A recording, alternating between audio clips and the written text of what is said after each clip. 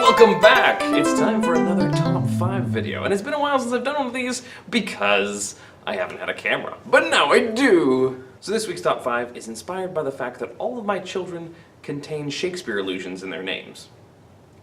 This was easy enough for the first few, but then as I had more and more children, finding the right character was difficult. In the 36 plays of Shakespeare, there are plenty of characters to choose from, but there are so many really bad ones, and then there are some really lame ones, and then there's a lot of really good ones who have really terrible names. Like, no, I'm not gonna name my kid Volumnius. And there are some characters that are associated with such horrible events, even if they are a good character. I did name one of my children after a tragedy character, but that's only because the character is more known for being the best daughter ever than for dying in the end.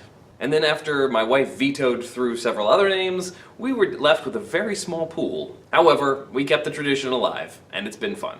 On the way though, I noticed there are several characters that you would never want to name your child after. So here are my top 5 characters from Shakespeare who should not be used as baby name options. So tied at number 5 are Romeo and Juliet. First of all, both those names carry so much baggage, there's no way either of them would work.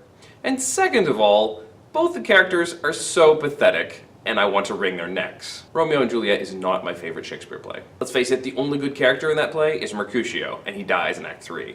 One of my students did suggest that I pull a name from Romeo and Juliet to name my daughter, and that would be Rosaline, as the girl who had enough sense to reject Romeo. That's actually pretty good. If I have another daughter, I'll sure think about it. And number 4, Macbeth. This name is fraught with problems in that you can't say it in a theater, and also that Macbeth is a tortured murderer who gets beheaded at the end. No love there. And number 3 is Brutus from Julius Caesar. Sure, he might be the noble hero of the play, but he's also easily duped, makes terrible decisions, and backstabs one of his best friends. Nope. And number 2 is Iago, who is easily the most evil character in all of Shakespeare. Definitely the most duplicitous. He managed to put on 100 different faces in the play, weaseling up to people and using his slick tongue to manipulate them and make them think all kinds of things that aren't true.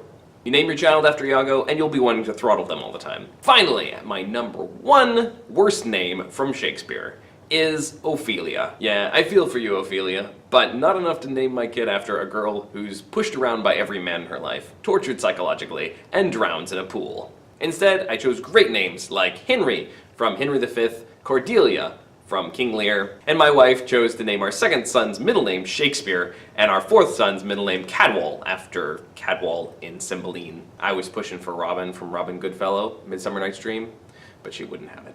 That's all for this week. Join us next time as we do another top 5. Thanks for watching. You can click to subscribe or to watch one of my other videos, and I'll see you next time.